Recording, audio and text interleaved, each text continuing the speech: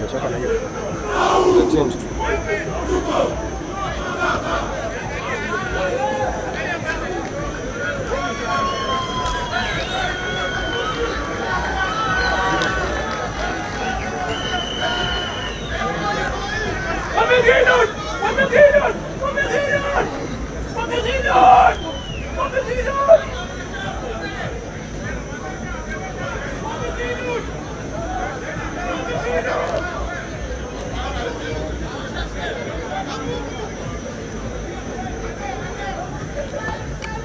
Mazigizaga, all the best, man.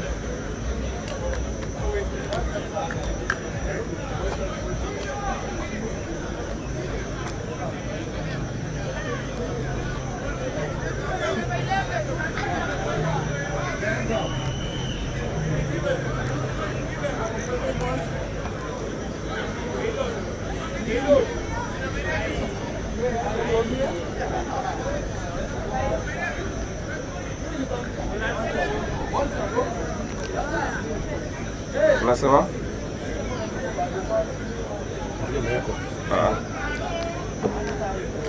Hii ni mosa mabachi. Check 1 2. Unanisikia pia? Unanisikia sasa hivi?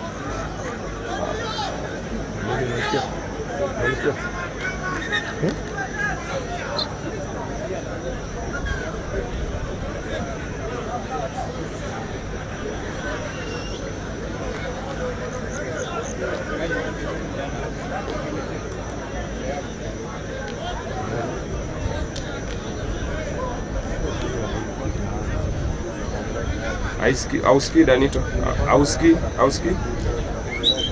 Iko on.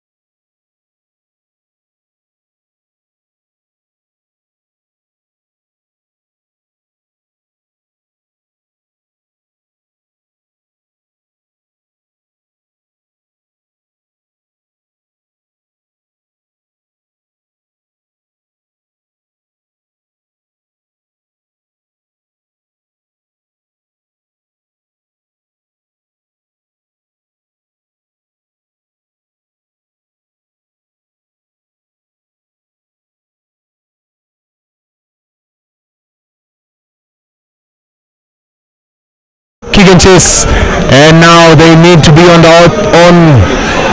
breaking through the line is Daystar Falcons. Falcons on the attack.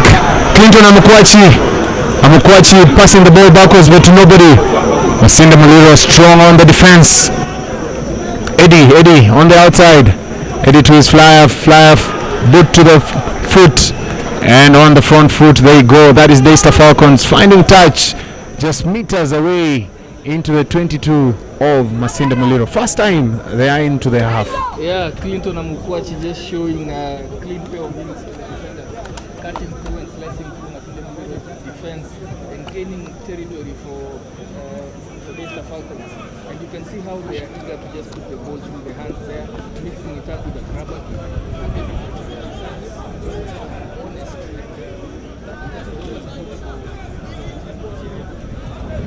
Good contest there at the line out. They realized they continue to look there.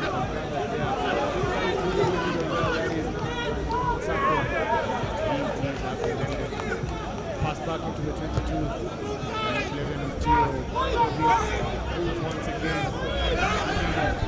Going too much in terms of record for Masinda Muliro. On the counter, we have Daystar isolated.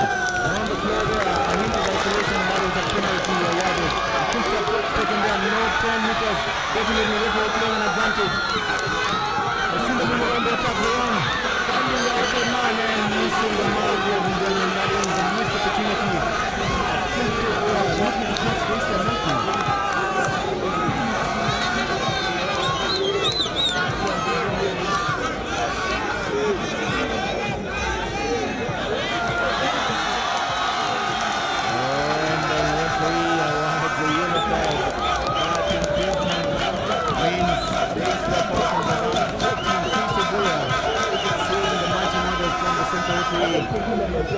Cynical play there as the try line was breaking for Masinda Muliro. Now Masinda Muliro with a decision to make, and they opt to go for a scrum. Looking for that ball through the front foot. And remember that 40 is left foot, so that means there is a player on the outside who's either open or free if they need to play it.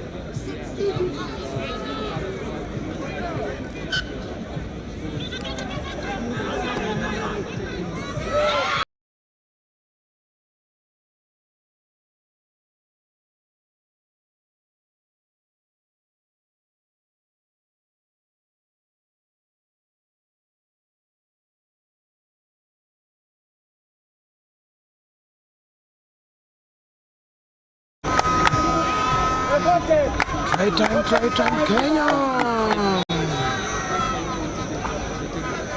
that just was pressure building. And you can look at the yellow card, you can look back at that yellow card. Kusabuya just being cynical with a quick tap and just deciding to tackle the attacker just short of the try line.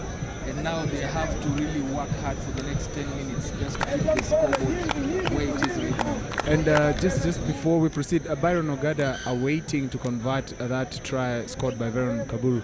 Now, they had a decision to make. They could have gone for 3 points, but you can see the mentality from the onset is they are down to 14. Let's punish them this period, this 10 minutes.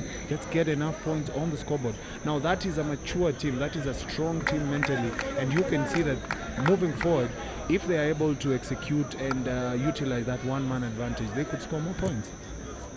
Yes, Walter, it comes with the experience of being in the Kenya Cup, and it is showing now this early in this game. Byron Ogada getting the extra 2 points. Masinda Muliro 7, Daystar Falcons 0. Then you picture a quick tap there by Veron Kaburu, being on the front foot 5 meters away from the try line. He knew he was home and dry. All they needed was to put their shoulders, but Veron was really slippery and got through there. And you see, I think he just, you have to play the referee, and the referee had already given a hint on how he wants to officiate around quick taps. If somebody else had touched him there, it could have been another potential yellow card. Yes, definitely. So the discipline has to be in check for Daystar Falcons. Kicking us off again, once again, to restart the game is Daystar Falcons, looking for that 10 meters in the kickoff, traveling that required 10 meters, well taken there in the air by Masinda Muliro. Now looking to play or clear their lines, most definitely will be looking for that opportunity for the one-man advantage. allowed to bounce, but well taken there. Counter attack for DAYSTAR Falcons. Falcons charge down in the picture there, ladies and gentlemen. Masinda Muliro looking for their second try, but a hint of a knock in there on the floor. And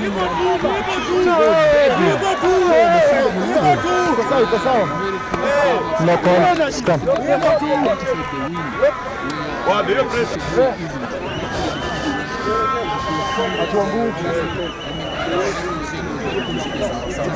Let's go, boys, let's go. Well, that's another tactic, Toeli. Just putting the ball in the air and asking the defense to catch the ball. It's really going to be testing for the two sides. So Masinda Muliro have seen it, they've identified that opportunity, and they will be going on the attack. I mean, Flavian Otio will be controlling this game. Yeah, I'm good. And you will see that in a couple of minutes from now. In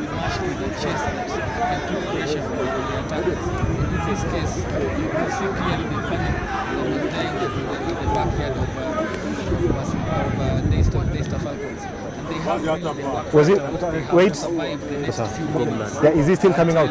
Just no, like you have to maybe do something about because it's still coming out. No, it's still coming out. You know, still coming out. Like achafunge. It's going to offer an opportunity for Only on ground. now from It wasn't a high tackle. set piece to attack. I mean, it is DAYSTAR's ball, but where it is a dangerous place for DAYSTAR. So DAYSTAR have to sweep the scrum, get the ball out, clear their lines, and hopefully find acreage deep down. Watch the outer.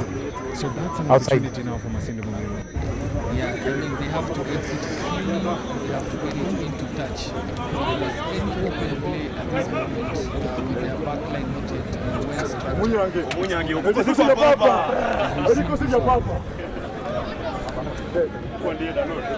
As we wait for maybe good there, just getting one of the players checked. Yeah, good. An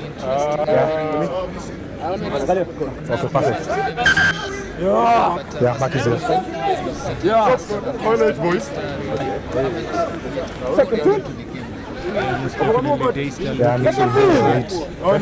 Yeah, hold on. Just Number to 9. get sure that they are in the picture. Remember the score?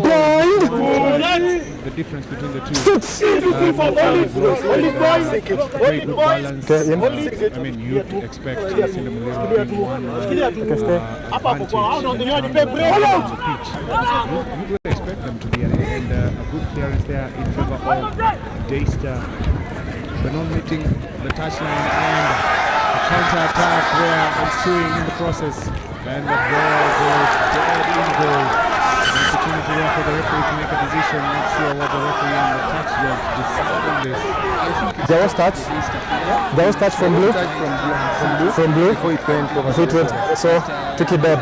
Yes. So took it dead. Yes. So we come back for the scrum over here. Yeah? Took it dead.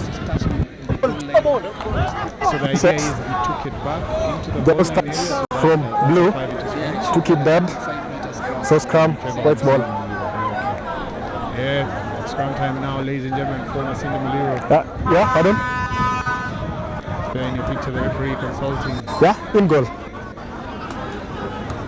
We await the decision. In goal. However, you can see the forwards. Just Okay. handling. You can throw a blanket. He was already inside. In goal. Ready inside touch. Both as the referee decided on goal line broke out.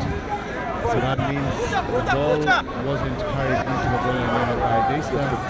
And the result. Yeah, make sure you're back. The resulting kick is a goal line dropout. Eddie Ombugo looking for a very long kick. Taken back by Most looking to attack Byron Ogada on the attack. Finding his outer man. His number 6 with a big carry. Well, at the end there by the DAYSTAR Falcons looking to defend their own try line. Most on the attack, extending passes, 2-point passes. Just keeping the defense guessing. And there you can see those quick carries. An isolation there, and after solid tackling effort there by DAYSTAR Falcons. Yeah. ruck. He had all the rights for that ball. And gets a reward. It's a penalty. This is pressure for Daystar Falcons. Most definitely now Daystar Falcons looking to clear their lines and getting touch on the other side. Yeah, a meter from the back, please. Daystar Falcons played in their own. No, white. I feel like Masinde will be ruining this opportunity. They've had so many White, please. On your mark. No. That's good. Yes, and comes from patience. Offside. Coming in early. Yeah. 10. Yeah. Offside coming in. And then attack out wide, but they have not yet taken more advantage. Yeah, there's definitely now time for this. Yeah, white please, White please, 1 meter from the mark. A meter from the mark, please. A meter from the mark. A meter from the mark. Hey. 10 meters into the Masinde Muliro half. They're taken in the air there. Falcons, Kwachi with a big carry. Going through the hands there. Daystar Falcons got a big chest there and a knock-on. Advantage. First knock-on. Second knock-on. Scrum white ball. Gained the scrum ball for Masinde Muliro. Those are the opportunities that Masinde Muliro on the left side really.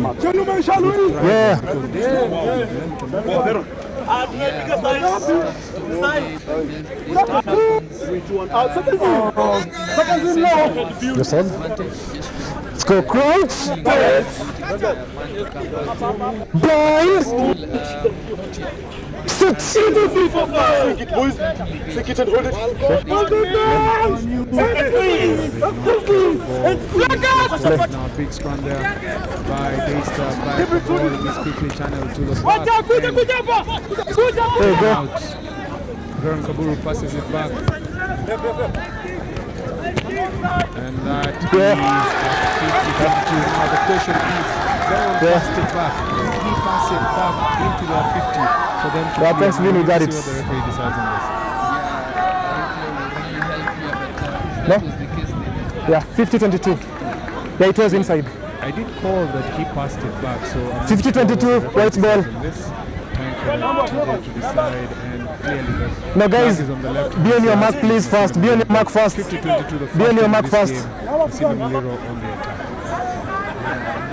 Okay, stay.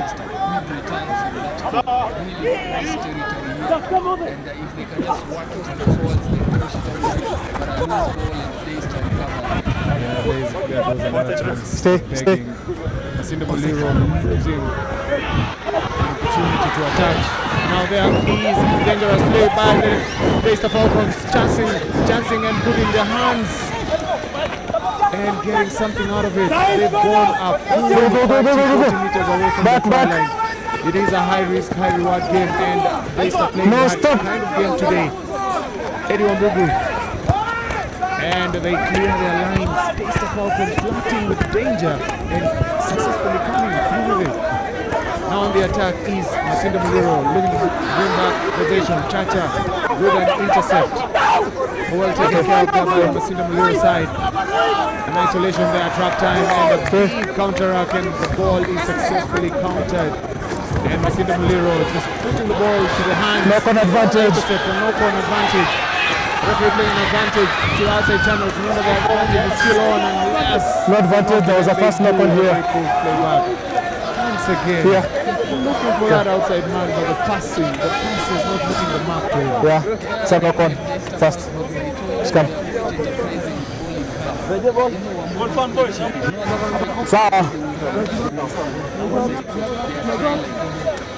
Yeah, please hold on those cards. They're coming in. You have to go straight. Crouch! But still, Blind! Six! Play. In the right territory now that you brought it up. Now, Off the knee, play on. Scrums looking so strong in favor of Daystar. Off the foot, playing advantage. Passed out right, Chacha on the attack, a big carry there through the middle. Referee. Ball is there, ball is there. playing an Back, advantage back. For that I'm outside the front. knock on. Advantage over now from a knock-on. Close. Daystar looking to clear their lines.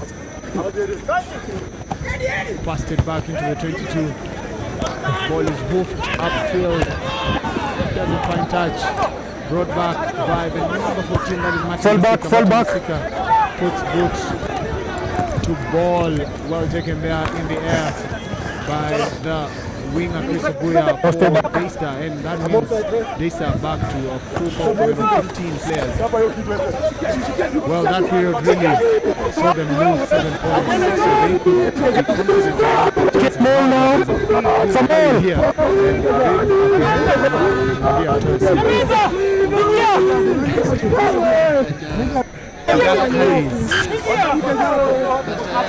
Unplayable in. Unplayable. Just considering 7 points. Just ensure they That's definitely a chance. Well, it's good. You're good. For the attack. And recommended, I mean, that is a result Close. of a player going into contact but carrying the ball high. So there's an opportunity to the defending side. Get the ball in attack. An opportunity here. That's what they have in store. But the scrummaging has been a kiss. And everyone has earned their right to play the ball there. Hit of an intercept. Passes on hitting the mark. Cindy Moliro really playing with the ball and not really right now. The ball You have the mark? we're coming back for a scrum. Yeah, okay. I mean, really, this opportunity. Here's the mark. Here. And they're missing them. It's also replay here. I think that was a scrum. very labored No, it's better than that. So replay here. But you see, sometimes the players who Second two. play walk in front of you. Second scene. Second scene. Close. Blind. That ended up with Donald Militali Foot. going to the area. Yeah, play. The scrum. Stay. Sometimes a strong scrum by Daystar, their platform set. Ball is quickly shifted. Second line of attack with the ball on the man, not meeting. Well gathered, an open play and a hit over gap there through the midfield. Chris Obuya looking to make up for his 10 minutes in the Simbing. Masinda Muliro offside. Definitely the referee will be making that decision soon enough. However, Daystar this time No, leave it. grinding. The rack area has to really be clean enough for play to become continued. And a slow rack there. Daystar Falcons looking to play on the outside channels once again. Daystar. No, tackle not. Stop. It's Daystar time now. On the outside, carry. Bringing the forward. Back. Slowing down the pace. Just looking for those gaps through the middle. Asking Masinda Muliro to make defensive tackle one after the other. Big carry through the midfield there. Setting the platform. Moving closer and Close closer. your feet. With every carry closer to the try line. Time for MMUST. Tackle now. Exercise their defensive skills. What they've worked for the whole season. Remember, these two sides have really been Offside advantage. throughout the season. And really Advantage offside. nothing to separate the two. On the attack, Daystar. Another big carry. Clinton comes in. Discipline advantage of offside. There. Branded remaining strong and resolute. No, use it. Slow play there to No fault. Okay, advantage again offside.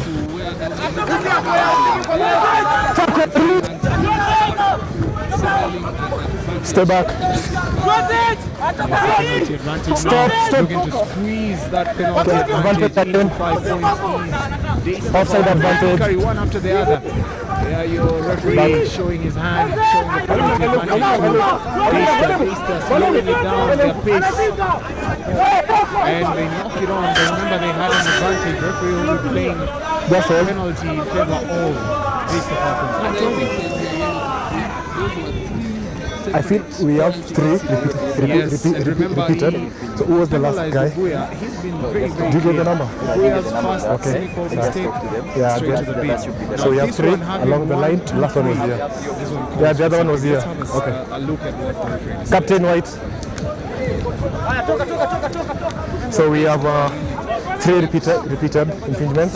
That's offside line. So it's last warning for you. Scrum, they have to be nyuma ya kichwa yake kabisa, like they don't Kwa scrum ama rack your breakdown. They have to be No. behind. so unaweza ongea nao before Yeah, before we play the penalty.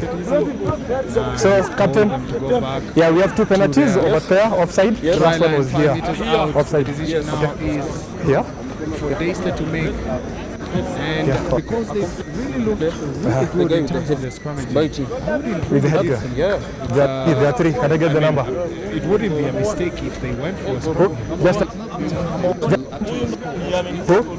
yeah. I mean, scrum pushover. There is no worries. Let me see. First time, let's take Okay. the first time that was Kosawa, captain. You good? something that is new to the players. Scrum.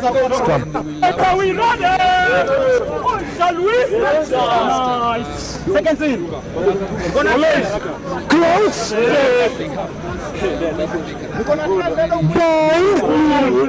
And they are Six. They are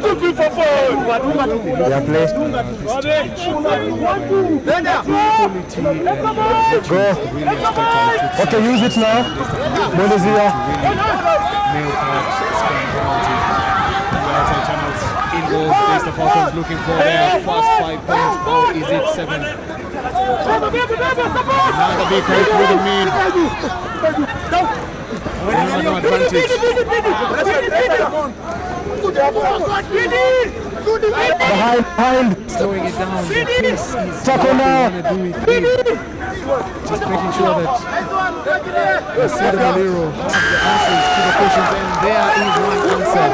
A tackle, an opportunity, and they take it. Daystar Falcons missing a big opportunity to score. Here.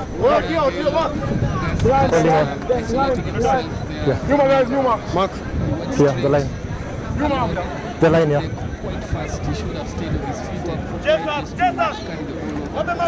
But Masinde Muliro getting one over Daystar in terms of defense.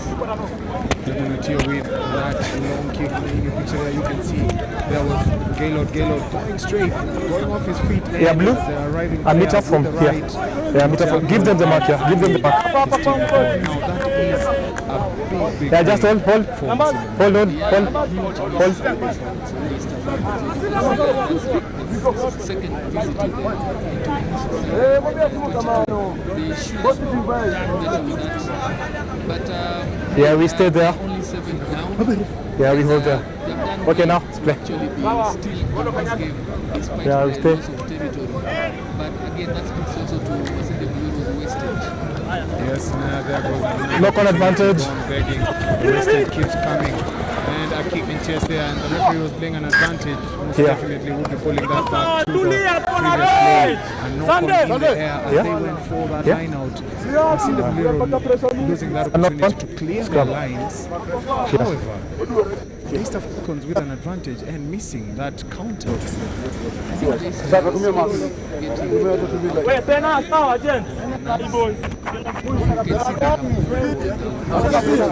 second scene Okay, let's go.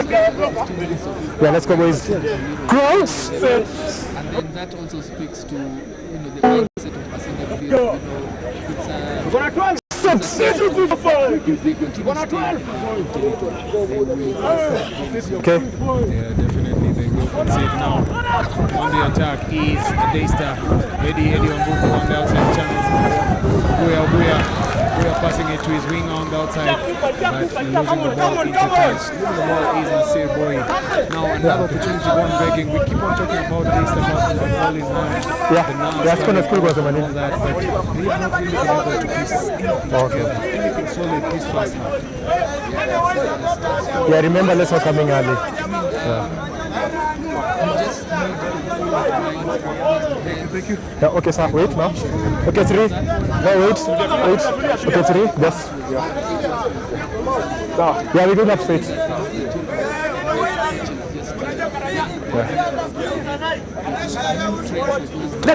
It's good. Taking in the 5 there. Cheeky line out. Catching Daystar napping. Just looking to secure the platform. And playing the ball on the ground. A cynical play, and the referee Yeah, there was gives a touch. penalty to the Senegal. Opportunity to clear their lines, and of course, opportunity once again to visit the Daystar.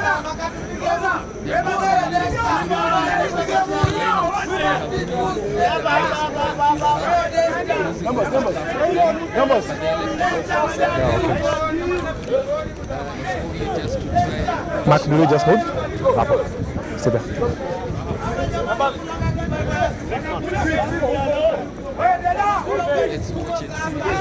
The rest.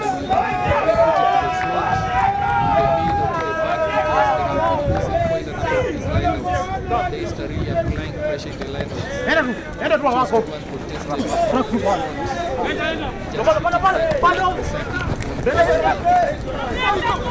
Big play there. No. MMUST looking to get their second point. Opportunity here. Diving. Penalty awarded. Going off his Yeah, feet. diving in. Referee quick to award a penalty to Masinda Muliro. Yeah, Decision diving. to be made. Clearly, you can see the forwards. They want to grind this out. Straight to the corner, boys. Yeah? Change Okay, the corner. points. The captain has changed the corner. Yeah, Mark is here. And that's the power of the captain. The boys wanted to play the captain. Yeah, so time is on now. This is a final, boys. We have a trophy on the line. Let's take the 3 points. Move to 10 points. First half, 10 minutes to go. Keep piling the pressure in terms of points on the scoreboard. And DAYSTAR Falcons will Yeah, good. definitely throw in the towel. Your time is on. And that speaks to the mindset. I think they have identified that they are in a final. They need to pile the points. There's no need to go for a 50-50 line out. And just extending it to 10 will give them some breathing space. Daystar have to score twice. Most definitely they have to score twice. Let's see what Flavian does here. Good kick. And that is a master stroke. 22. Is it?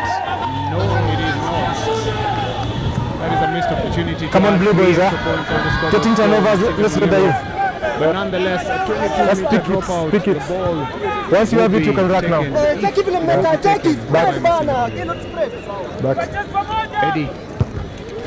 Eddie has a long boot. Working under 20, experienced himself.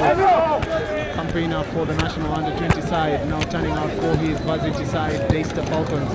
Byron Ogada with a long boot.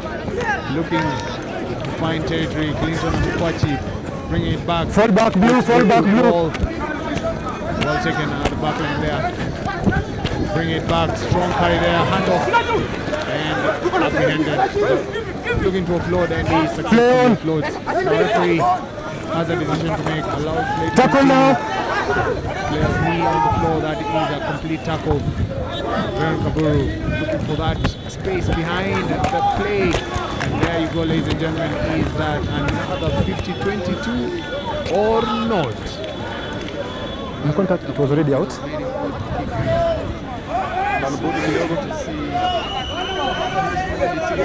No, off. Blue on the line. Yeah, this time around. It's No. 22. Whites. Move up. Move up. DAYSTAR Falcons going for the line out. No, wait. Now this is a defensive line out for DAYSTAR Falcons. Be on the mark, where the ref is. Off their lines, Then a meter up. risk losing the ball to the No, they'll come in. Really need this ball before halftime to get an extra score and take it away from a one-try difference between them and DAYSTAR.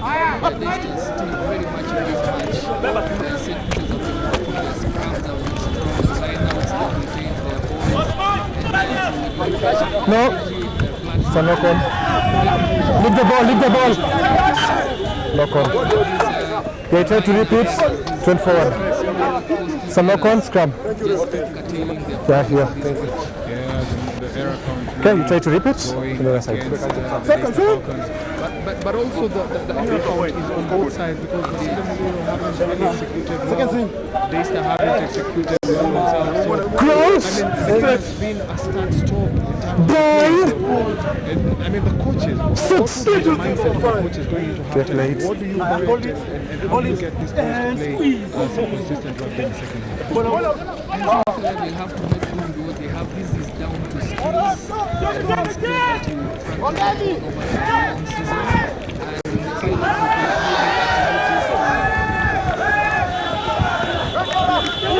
And the feel that you can Okay. No, step back. Blue. Advantage is over.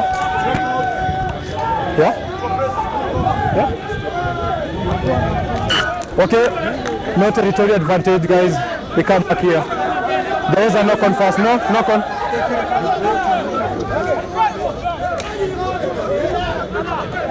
Scrum. Yeah, there was advantage. Yeah, you didn't go territory. Right. Flag up and down. Flag up. Second team. Yeah. One the ball. Second team. Crouch. 5, 6.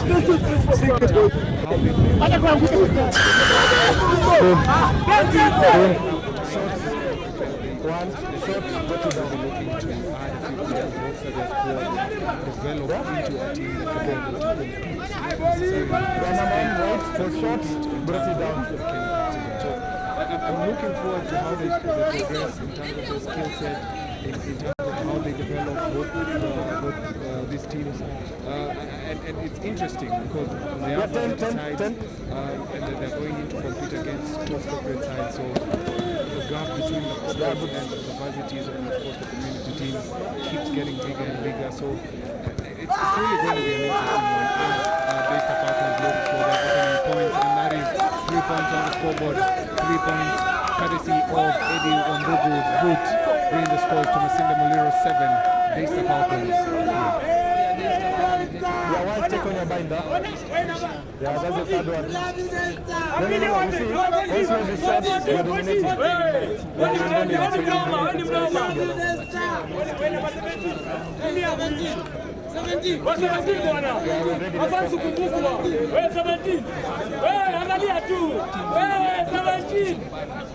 Yeah, definitely. I mean, they are punching above their weight. They're playing in Kenya Cup. The institutions have really attacked Kenya Cup. It's sort of it's an invasion. Yes, it is. It's an invasion, but a positive invasion in terms of rugby. You have quality players coming through from high schools going to universities. Some of these players are on scholarship here, so we know that our boys are in school. There is life after rugby. These are the platforms that we're looking for most of our rugby players to achieve and earn something for themselves post-rugby. Good days for the Traction. best clubs. Most definitely. Eddie Wambugu looking for touch, a penalty. Masinde Muliro now, maybe the tank running out, conceding penalties, cynical plays here and there, giving Daystar an opportunity to walk, literally march into their 22. An opportunity here for a line out, most probably a maul or open play attack. And we'll go for a ball for Daystar. They have a very strong back. There you go. Well, the ball has to be used, coming through from the side, and the referee playing an advantage in favor of Daystar. Daystar shift the ball to the open side, looking to grind straight into the H, and there is a big carry, a big boy running straight into a big wall. It's an issue of big boys sorting out their issues on pitch, and then definitely later on solving their issues off pitch with a cold Tusker. I mean, Daystar just employing the same model of play, patience, grinding down the defense, looking for opportunities to Gaylord. Yeah, looking for those opportunities on the outside channels, just keeping the defense honest, you know. They need to be onside. They need not to concede another penalty. I'm pretty sure that hand has gone up, and that Second means time. yes. And I'm sure the referee, having had a word initially with the captain. Here is a cross kick, ladies and gentlemen. A big play there, but misses the mark. Chance gone begging there for Daystar Falcons, but remember they had a penalty advantage, and I'm not sure what the referee will be deciding here. 2 opportunities giving them a mark. Time now to decide where they will be parking, and I'm sure Toeli, this one they'll be going for either a line out maul or a scrum 5 meters out. Strong scrummaging. Yeah, they have very strong forwards. Their set pieces are clean, well executed.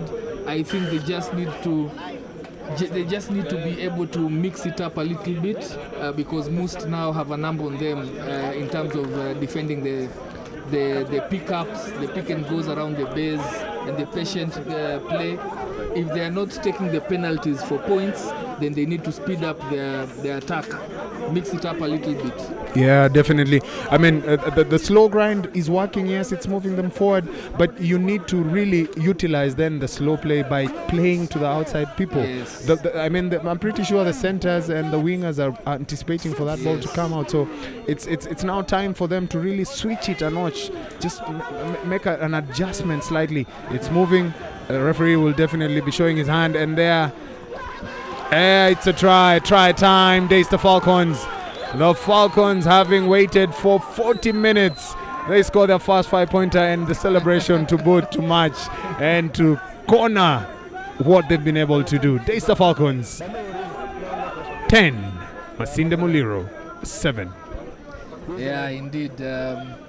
Finally, it pays off. As you see, they are very patient build up from the scrum push, and goes over Vincent Omoroka just to score and put Daystar at par with their opponents in these finals of the Champion 2025 season. What an opportunity earned and taken by Daystar Falcons. Look at it this way. They knew they had a better scrum. They took it. They walked Masinde Muliro back 5 meters, and the scrum half had nothing to do. That is one of the easiest tries he would ever score in his life, or probably one of the easiest tries he's ever scored. And what about the conversion from out wide? Eddie Wambugu showing class. That is pure class, and earning his side an extra 2 points, bringing the scores, ladies and gentlemen, to Daystar Falcons 10, Masinde Muliro 7. We spoke earlier about when Daystar do settle, what will happen, and we've seen how they have finished this half. The last 10 minutes, they have pinned Masinde Muliro in their half. They have taken, they have utilized their weapons in terms of their forwards, the lineouts and the set pieces, the scrum working. I think just employ the same in the second half until it doesn't work anymore. Most definitely. What works has to continue working up until it stops. I mean, Toeli, why would you stop doing what works for you? Yeah. And here goes an infringement once again, and the referee will be pulling playback. Ball goes straight into touch. That is an opportunity to park the scrum just at the halfway point of the pitch. An opportunity for Daystar. I mean, we are well into the referee's time, but however, it is an opportunity for Daystar, looking at how this period, this last 10-15 minutes has panned out for them. It's an opportunity to go at Masinde Muliro at scrum time, maybe earn a penalty, kick down pitch, and probably score points before the halftime break. Indeed it is. You know, last time they met, in the only loss for Daystar in the season, they were beaten by MMUST 18-13. So I think it gets to a point where it's a mental battle now between the two teams. MMUST knowing they can beat Daystar, but Daystar wanting to rectify the errors that cost them that game when they last came to play Masinde Muliro. There you go, they've decided to play it. An opportunity to score last in this half in favor of the Daystar Falcons. Remember, Falcons have scored 2 quick fire opportunities that they had, scoring 3 points. And now an opportunity for Masinde Muliro. A broken play, an advantage. Player isolated. Rolling not once, not twice. Referee allowing play to continue. An opportunity for Masinde Muliro. Toeli, we talked about taking your opportunities before the halftime break. Daystar didn't take theirs. An opportunity now for MMUST to show us what they have.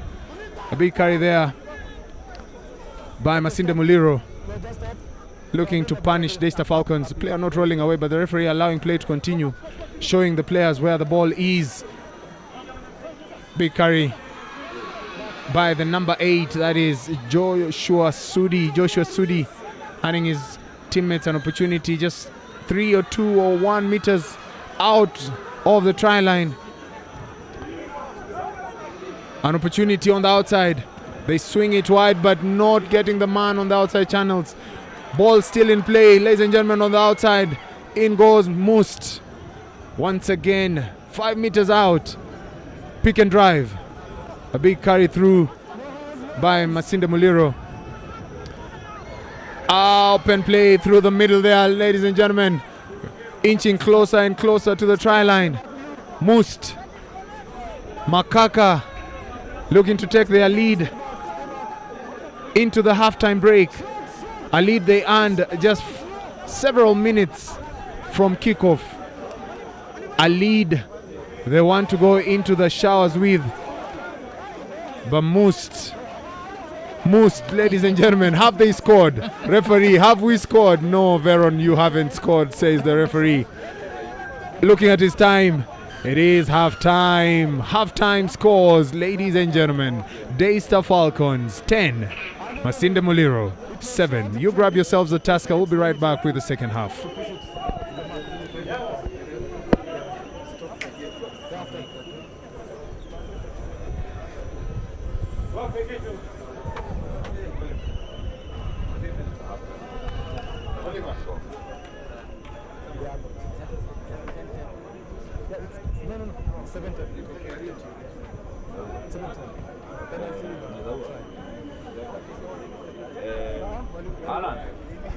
Alan, niliongea sasa Alan.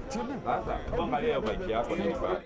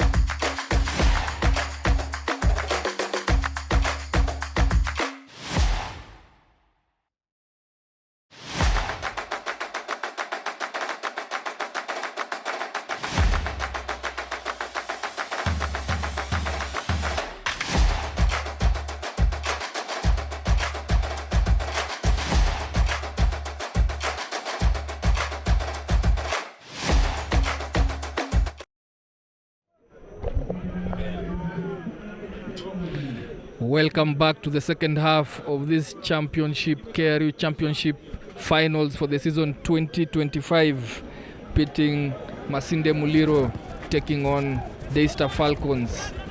First half ended 10-7 in favor of DAYSTAR Falcons. Closing strongly in that half, DAYSTAR Falcons after trailing most of that half and just rebuilding slowly and getting into the game and putting Masinde Muliro under pressure, who started the game strongly in the first 15 minutes. But now here is another chance for both teams to close off this game in the second half. Masinde Muliro starting strongly, retaining possession and moving the ball. As soon as I say that and they spill the ball in contact, referee calls the proceedings to a halt. Knock on DAYSTAR Falcons ball. Remember first half we saw Masinde Muliro quick off the paces there, just getting their first try and converting it and pinning DAYSTAR in their 22 in their half for the longest period, resulting in a yellow card to DAYSTAR Falcons winger, who Chris Obuya went into the sin bin for 10 minutes, the period in which DAYSTAR survived. Upon his resumption, they slowly got back into the game, scored a try off their fantastic forwards who are really strong in the set pieces. 5-meter scrum, bringing them 5-pointer and an extra 2 together with a penalty from Wambugu, giving them this lead. They're starting there and just taking the ball, working the outer channels, something they didn't do so often in the first half. As a rip there by Masinde Muliro, but there was an infringement earlier before that, and play just stopped there. Penalty to DAYSTAR. They have options. Either they go for the line out or they go for the points. And I think Wambugu, confident with his boot from the first half, elects to go for the 3-pointer. He has a strong boot on him.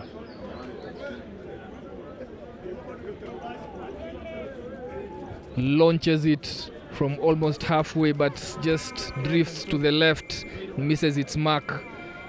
Scores remain 10-7 in their favor though. But you can see their mentality early on. It's a cup game, and all points matter. That was an ambitious one, 45 or so meters out. Just a warning sign. Warning given to Masinde Muliro that if they do concede any penalties in their half, Wambugu will be at hand to punish them. 22-meter dropout, charged down, but they recover the ball and trying to get a proper platform to exit from their half. Masinde Muliro, good boot, but doesn't go out. The referee was playing advantage. Even as Tony Ogoma was looking to launch a counter attack, there was an offside from that rack.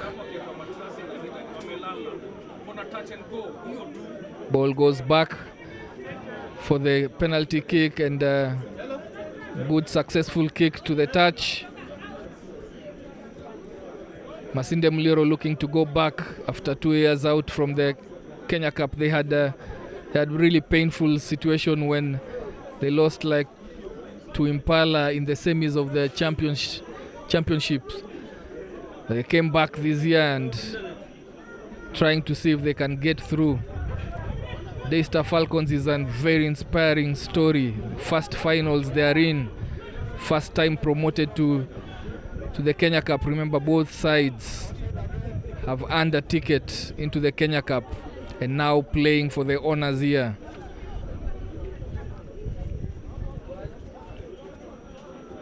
Swings it out wide, but the ball just 2 way ahead of the man and he knocks it on. Ball goes to deck, it's a knock on, and referee calls it back.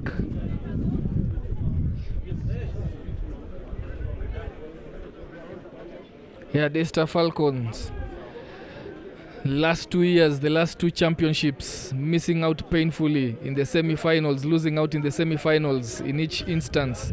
They have worked their socks off right from the nationwide, playing the nationwide Nairobi region, getting promoted to the championship, and twice making it to the semis and not coming through.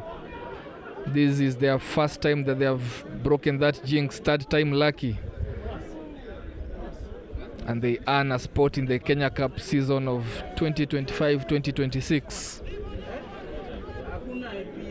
Of course, the challenge always is to remain in the Kenya Cup.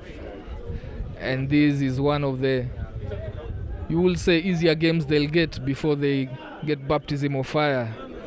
Remember, one of the fixtures that they will have in 2025-2026 season, their first fixtures will be against the top 3, top 4.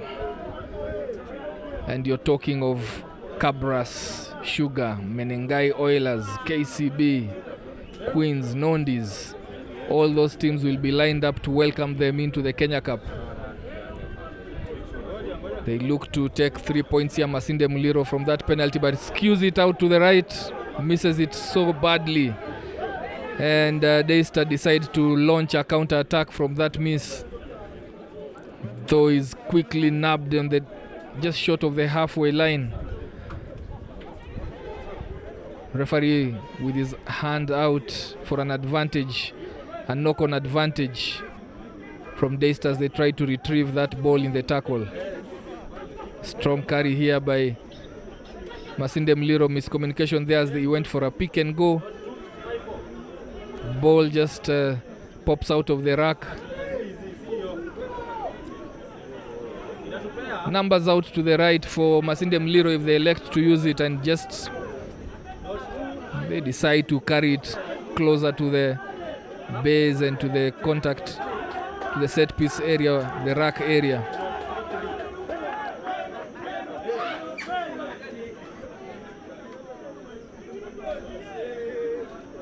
Yeah, in that ensuing kick, grabber kick, Tony Ogoma just decides to bring the proceedings to a break. Kicks the ball into touch, but it went straight out. And now Masinde Muliro with the territory here, prime territory. Starting strongly as they did in the first half, where they pinned DAYSTAR Falcons in their own half, being rewarded by a try, but that is as much as they got.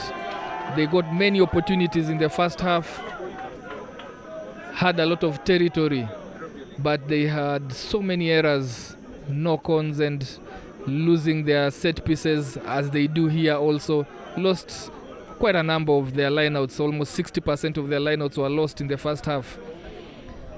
And Daystar just identified that as a weakness that they will look to exploit.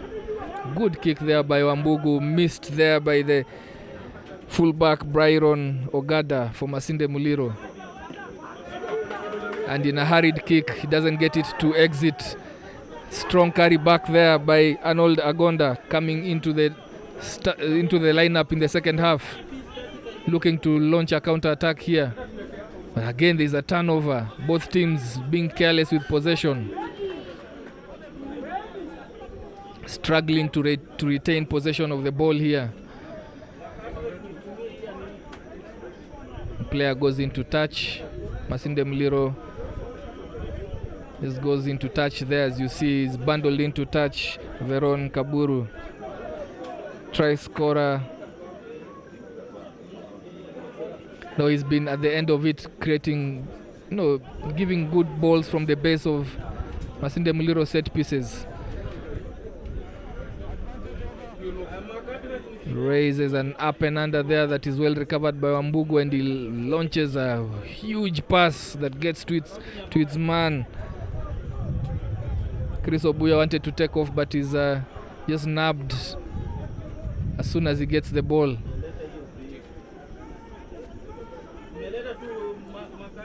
Forwards just trying to use numbers out wide if they're able to get it, but good cross-cover defense by Masinde Muliro, forcing the players back in. Bumps off one defender, goes and just 5 meter 5 meters short of the try line. A good opportunity here. Referee playing advantage. Game is still live. And now Daystar will go slowly, grinding out the Masinde Muliro defense as they did in the first half, looking for penalties. Wambugu with a loop pass, cutout pass, and a good carry there. Looks like a try, but he spills it in the try box. Did he? I thought he did spill it in the try box, but the pat on the back there by his teammates indicating that he scored that. But you can see Chris Obuya just doesn't look convinced. You can spot here from the replay. He stepped back in, beat his man, went into the try box, but that ball was ripped in the try box. Good defense there, good defensive play by Martin Masika.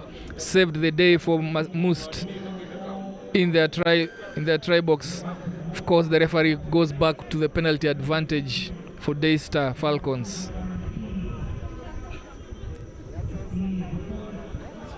Daystar Falcons raring to go here. They have a very good set piece in the scrum. Their only try came from a pushover. And seeing and reacting to that, the Masinde Muliro coach just brought in Javan Orlando into the front row to just stabilize the scrum. We'll wait and see if that has happened. Again, same outcome, being shoved and pushed. Just short here. If they're not careful, they'll consider penalty try. Taking it out to Chacha Masega, who carries it, but is held up in the try box. Goes back to penalize MMUST for illegal scrummaging, popping out of the scrum down. Daystar should just call for another scrum and push again and again. They might just yet get out with a penalty try. This has been working for them. I think the referee just consulting with the assistant referees. Same call. You can see how confident Mike Oduor is, indicating to the referee we want the scrum down. Setting it up there. He's a man marking, attending to the blind side, to the shorter side of this scrum. But all the attack looks to go to the left. Successful put in there by Vincent Omroka. And the scrum immediately collapses. But the ball was already at the tail end of it. So game plays on. Wambugu looks to go for the too many men out. Stretches out in the tackle and scores. Wambugu dots down 5 points. Eddie Wambugu on a loop around play. Goes around the defense. Defense misses it. And you can see the celebrations there. Shot on target. 5 extra points for Daystar Falcons. And they deserve it, as you see that move. Guilty of shooting out. MMUST defender Elvis Sunday just shot out and got stepped to the outside by Wambugu, who had 3 players now out in support, causing chaos and panic in the MMUST defense. Just stretches out as he's tackled to score. He's carried Daystar throughout the season. Very enterprising player, very industrious, has a good boot, has a good pass, takes the chances.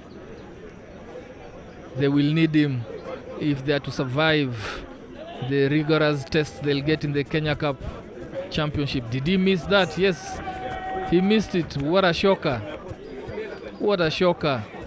He has converted harder kicks than those ones.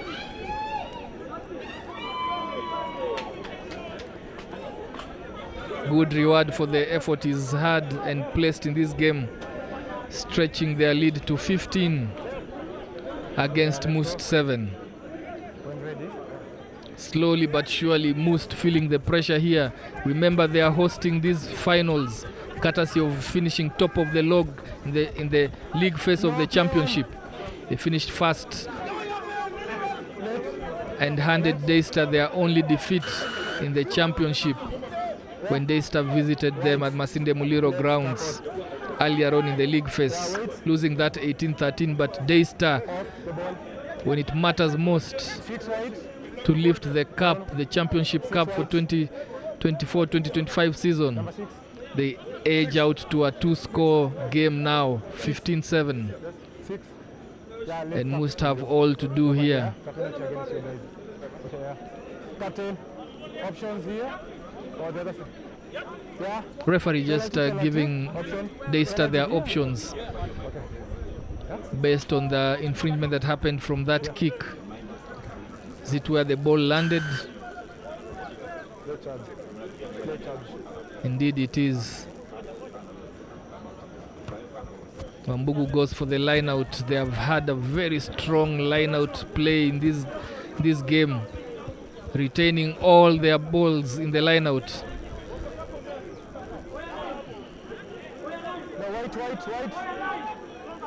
Confidence, beaming with confidence, playing like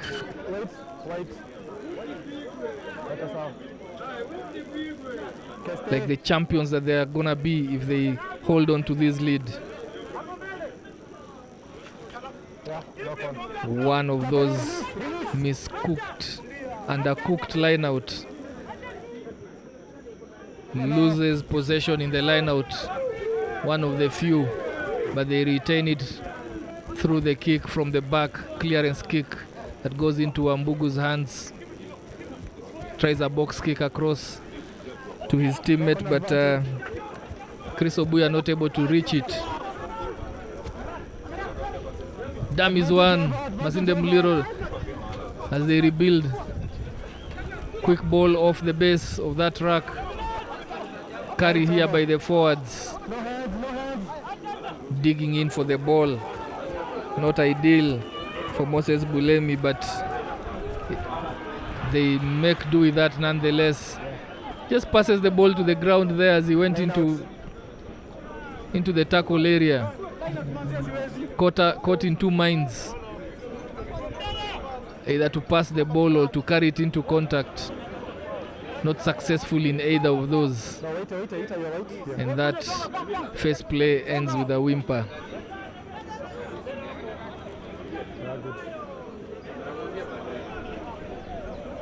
Daystar now looking to exit just out of their 22, coming under pressure in that line out, but succeeding to retain the ball. The forwards now have the hard work to carry the ball.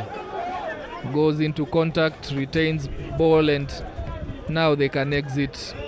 And up and under, getting the space behind. Masinde Muliro's there. What a fantastic kick. What a beautiful kick. 50-22 it should be. Not being able to do anything about that, Byron Ogada.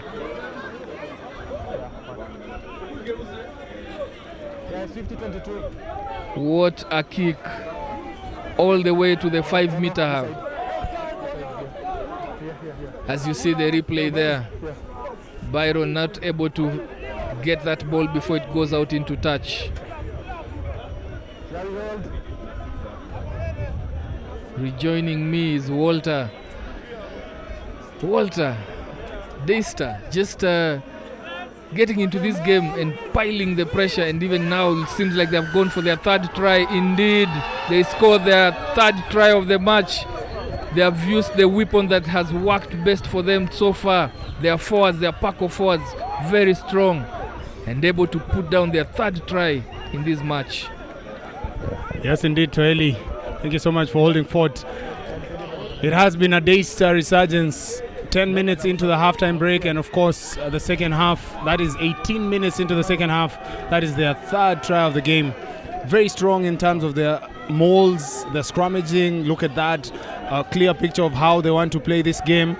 If it is a set piece move, they will execute. If it's a scrum and a line out, they will fast catch the ball and set the mold. So they are well drilled. They've played to their advantage. They've played to their strengths. And this scoreline right now is not flattering them. Indeed, just the ball sails wide. Second miss from the tee by Eddie Wambugu. Not having a good second half with the ball on the tee. But nonetheless stretching their lead up to 27. And at this time, MMUST, all the alarm bells just ringing. Their fans have gone quiet. didn't expect to see this. As you see that executed to perfection. Quick ball down. Once he hits deck, they start shoving and they go all the way. Almost unstoppable there. And that is the weapon that they pose, and they have employed it well. Trying to exit now from the restart. Stepping out. And putting MMUST back into their own half. Misses that on the chase. Masinde Muliro bringing back the ball possession. An open play there. Loose play, and DAYSTAR Falcons on the attack. Quickly turning defense into attack. Switching the baton and just being the menace that they should be. DAYSTAR having comfortable days in the second half. Just piling more pressure on Masinde Muliro, who are now trailing. Looking to score not once but twice to catch up with the leading team, that is DAYSTAR. Quite important there. Bit of drama there. Sakwa with the boot to ball. Players with a hint of being offside, and the referee allows play to continue, pulling it back, and now pulling play back into the 22-yard area. Pretty sure he has something to say to his touch judge. Yeah, I mean, Masinde Muliro not making things easy for them. The back three of Byron, Martin, and Kevin, of Donald, not clicking, just making a hash of every ball that is kicked into their backyard, and that spells doom for them, keeps them under pressure throughout the game.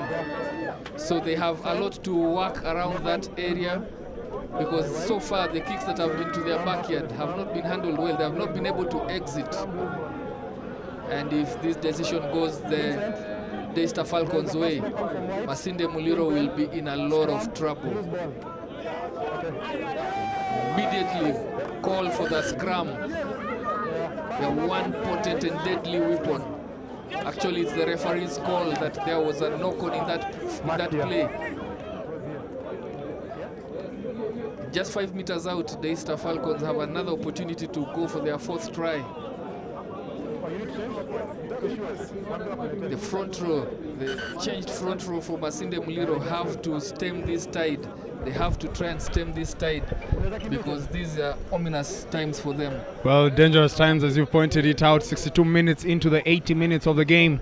DAYSTAR Falcons with a scrum 5 meters out. An opportunity too early for these guys to squeeze Masinde Muliro further and score a 5-pointer. An important one. Remember, time is running out. Masinde Muliro have little or no time. If they need to win this game, if they really want to win this game, the resurgence has to start now. Yeah, they have to defend this scrum. They have been really poor the whole game, and then they have to exit.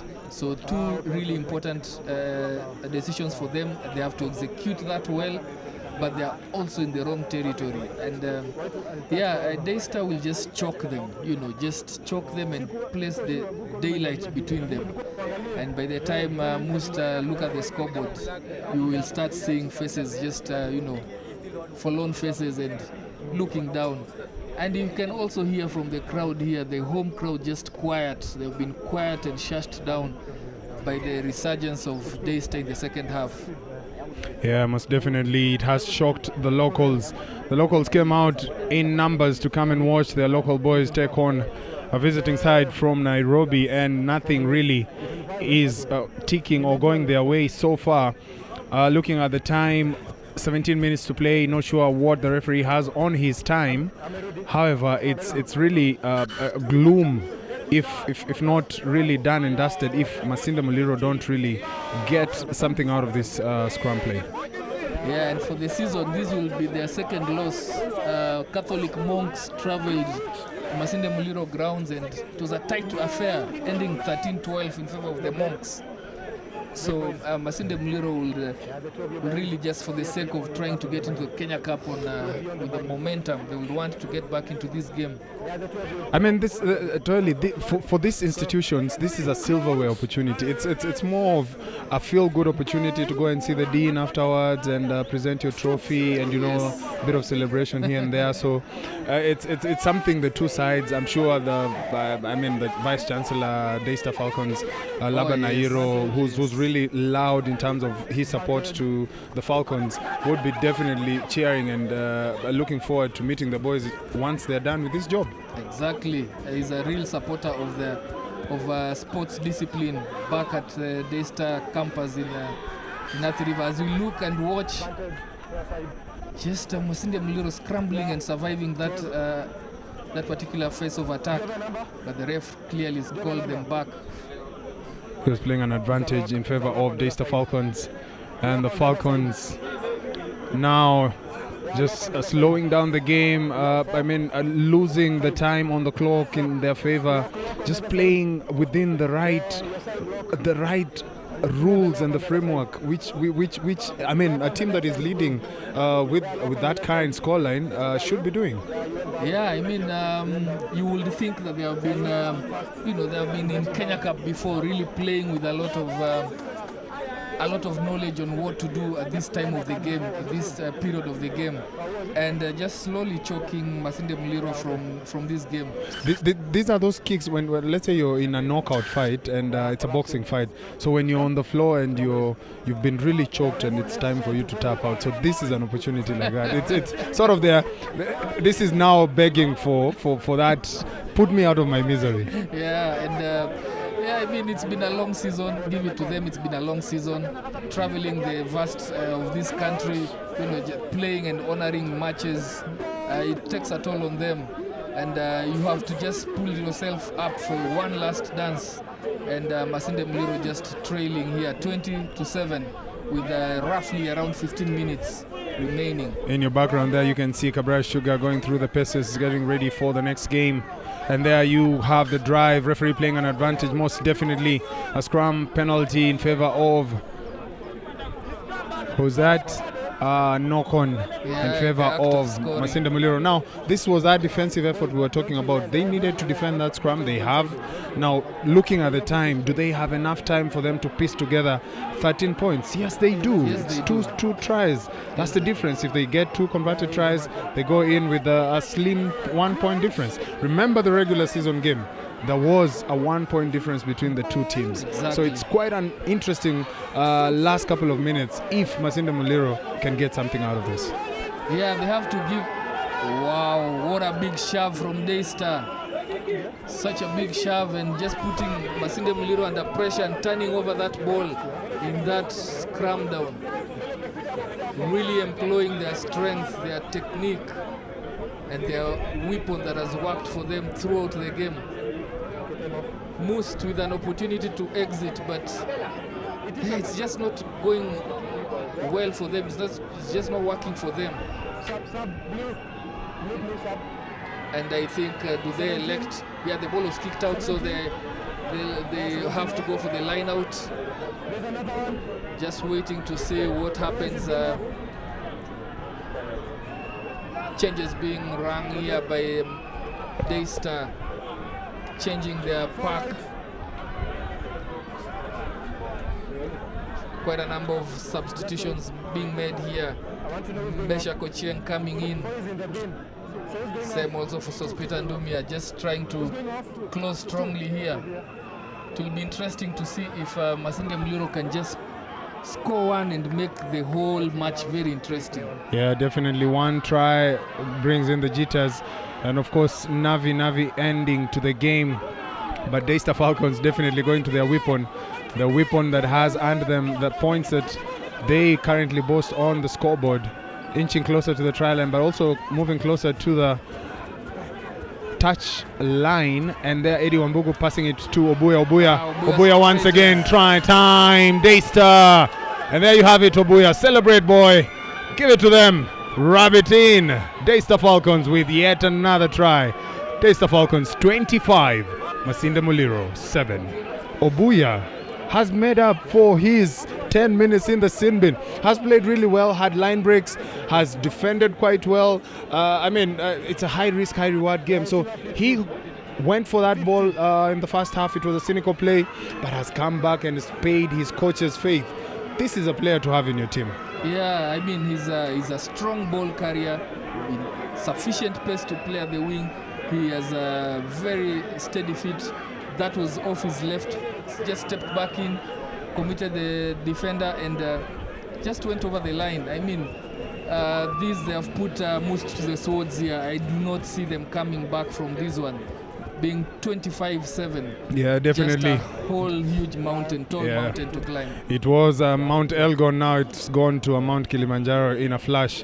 It's quite a problem for them now because you need to score 3 converted tries at least. Yeah, and the time, 10 minutes to go, depending on how the referee decides to decide on time. I don't think this is something. Maybe they play right now in the next couple of minutes. Maybe do something. 10 minutes to go. 10 minutes is a lot of time, and clearly you can see they are able to do that. They are playing in the right areas. So it's time for Masinde Muliro to respond, having gone down with such a big margin. That's 18 points. If they score now, they have so much time left on the scoreboard, on the time for them to actually pull this one out of the fire. Yeah, they have to put some respect to that scoreboard. If anything, they have to just make it double digit or something, just to reward themselves for a long season. Yeah, definitely. Yeah, and an intercept, ladies and gentlemen. That is Eddie Wambugu. He feeds off this. Eddie Wambugu. Goodbye. Try time, Daystar Falcons.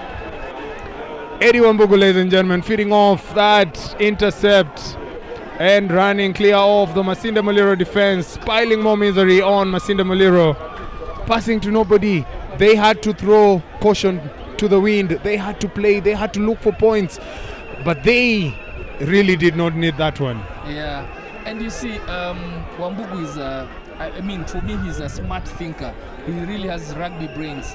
He identified and isolated, and he knew that props pass was going to be a loop and a slow pass. And that's when he pounced on that pass. If it were from a back to another back, he would have thought twice about it. And then the conversion. He identified his man and he went for it. Yeah, definitely. He did that. Identified the man, identified the weakness. A forward passing through the channels of the back line. The guys are tired, lazy pass, and give credit to Daystar Falcons. They stayed alive for that opportunity to present itself, and they took it very well. Eddie Wambugu, experienced enough, had his number on the chasing defender, and nobody could make up the gap between him and the try line. And that is another try in favor of Daystar Falcons. A game of 2 halves. Indeed, really 2 different halves. Wambugu with his second try of the match, just putting his hand up for man of the match performance. Wait a minute, the referee is calling somebody and sending somebody to the bin. Once again, Daystar Falcons down to 14. However, the scoreline, Elvis Sunday sent to the bin. A naughty boy having his time. 10 minutes. That means he might not make it back onto the pitch, depending on the referee's time. However, on the attack is Masinde Muliro. 5 meters out, looking, probing, searching. Just looking to put some respect on the scoreboard, just like my co-commentator Toeli said. An opportunity on the outside channels, but yet another opportunity for an intercept. This should be an easy try. However, I'm not sure what really happened there. Yeah, we'll have to wait and see from the replay whether he put the ball down or it was into touch. Just cutting with the try. That's a knock on. Yeah. It's a knock on 5 meters out. That's a scrum in favor of Daystar Falcons. Yeah. Just drops the ball 5 meters short of the try line. 5 meters out. Yeah, 5 meters out. Strong play there. Ball is ripped. Should have an overlap on the outside. Yes. And it is try time. Masinde Muliro, Brian Ndeda, that big number 6, ladies and gentlemen, going over the try line for Masinde Muliro's second. It's really interesting to note that Masinde Muliro haven't scored another try this whole game, that this is their second try in the dying embers of the game. Yeah, they scored very quickly in the first half, pinned Daystar down in their 22, and Daystar looked like they were on the ropes early on in the game, but that was as much as they were able to do until these very last 6 or so minutes of the game. Well, they should have converted this by now if they really needed the ball back. 6 minutes to play, 12-32 is the point difference. That is a 20-point advantage in favor of Daystar Falcons. Daystar Falcons should be proud of themselves. 1 foot, or really 1 hand on the cup. I mean, the season has really panned out very well. They came in second, and this is bittersweet victory for Daystar Falcons because they didn't top the league in the regular season, but the playoffs has really matured, has really made them who they are today. Yeah, and you see, for them to come Masinde Muliro's backyard and thoroughly beat them 32-12 so far. I mean, speaks of their character, speaks of the season that they've had, well coached, and just putting in the icing on the cake here. Most definitely.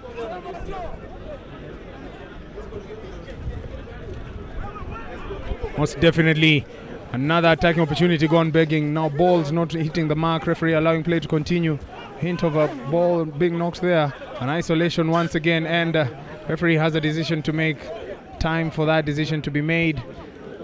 And this will be a scrum advantage to Masinde Muliro. An opportunity gone begging there. Should have had an opportunity to at least add some more points on the scoreboard.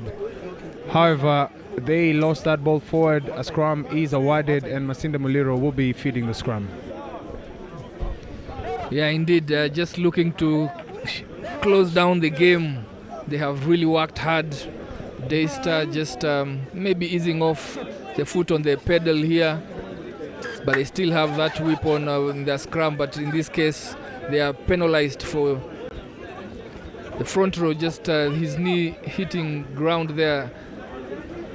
And MMUST now just trying to play, if anything, for their pride, for the shot. Quickly tapping and going. Strong defense there by Daystar Falcons, hitting the men back. But MMUST keep coming. Might be guilty there of obstruction in the rack, but is rolled away in time. MMUST just building up slowly, playing the ball in hand now, something that they didn't do much in the first half. Into Daystar's 22 here, 10 meters short of the try line, and he knocks it on just as a crucial time. Ball was as he looks to his hands, Veron Kaburu just indicating the ball was slippery, but he brings to naught their attack. Tough times here for Masinde Muliro. Tried their best, started strongly, but they have faded badly in the second half. Daystar just rising to the occasion, getting one back on Masinde Muliro after losing in the league phases of the championship.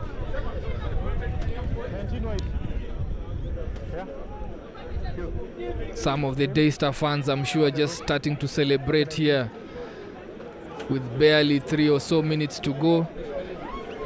There is no way back for Masinde Muliro at this point, and everyone's eyes just starting to look and onto the teams warming up behind off the camera here for the main match of the day, the Kenya Cup final, pitting the defending champions Cabras against pretenders to the throne Menengai Oilers. Rai Derby in a final coming up, but the proceedings still on here. Successful put in by Sospita Ndumia, and looking to exit, being a man down. Remember, Elvis Sunday was sent into the naughty bin around 5 minutes ago. He might not make it back in time as the clock runs out here. Wambugu just putting his hands up from man of the match performance. 2 tries to his name, and a penalty Blue, please. And a successful conversion contributed immensely to the 32 points that Daystar Falcons have been able to harvest here this afternoon.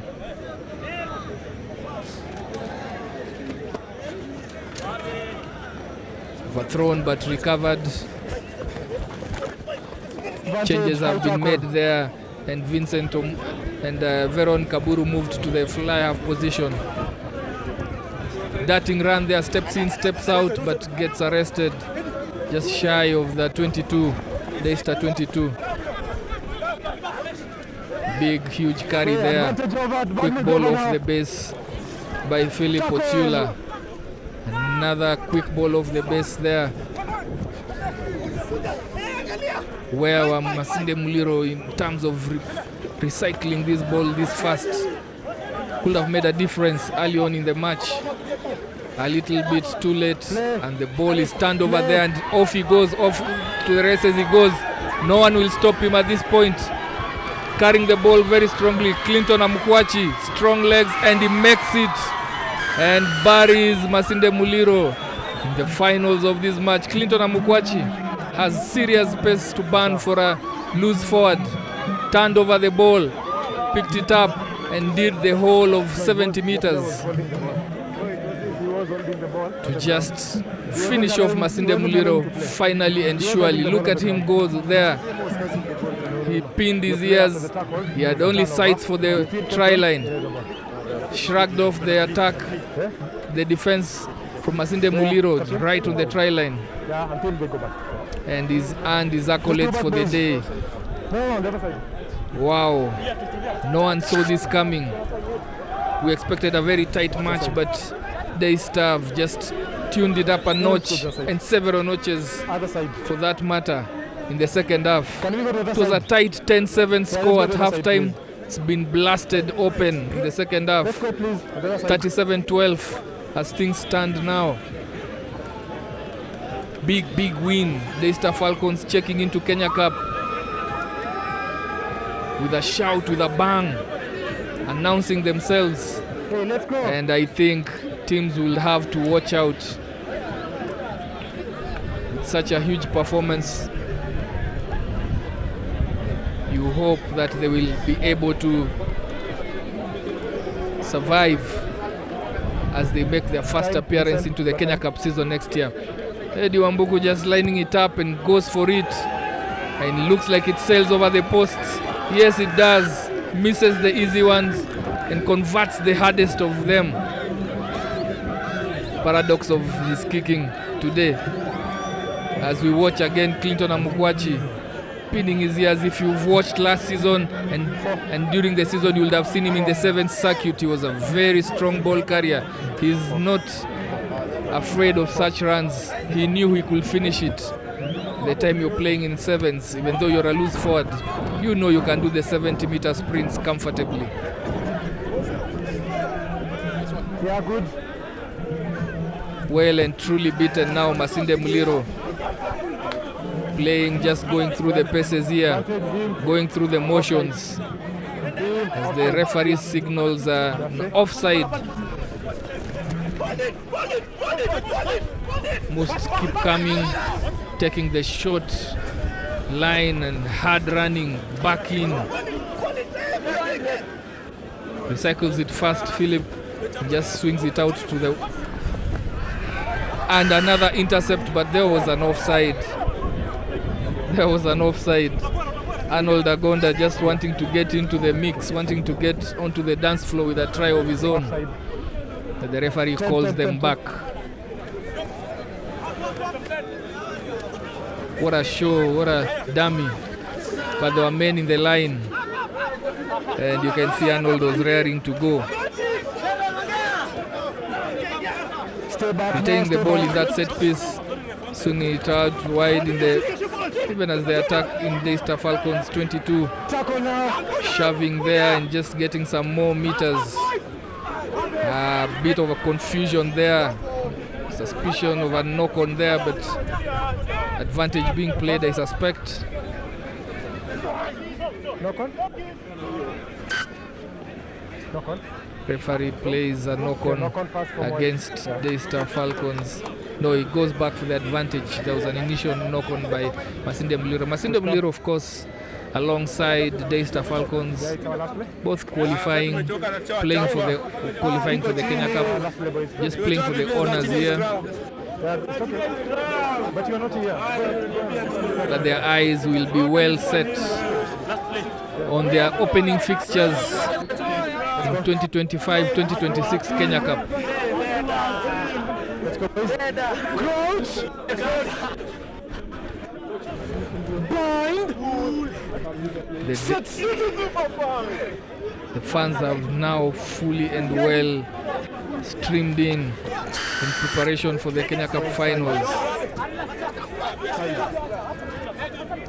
Place is packed and full.